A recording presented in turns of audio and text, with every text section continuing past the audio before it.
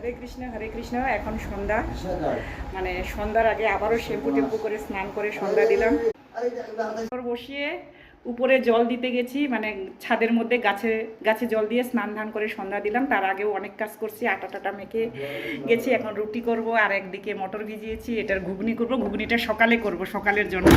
এখন সব রেডি করে রাখলাম, কিচেনটা খুললাম। চলো তোমাদের সঙ্গে ব্যাক ক্যামেরা করে শেয়ার করছি। সকালের জন্য মিষ্টান্ন কমপ্লিট।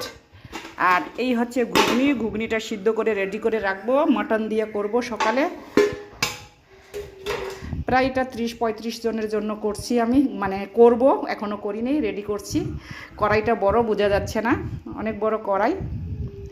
চলো রেডি করে সন্ধ্যাবেলায় আবার বেরিয়ে এই যে গ্রোসারি দোকান থেকে কিছু খাবার জিনিস নিয়ে আসলাম।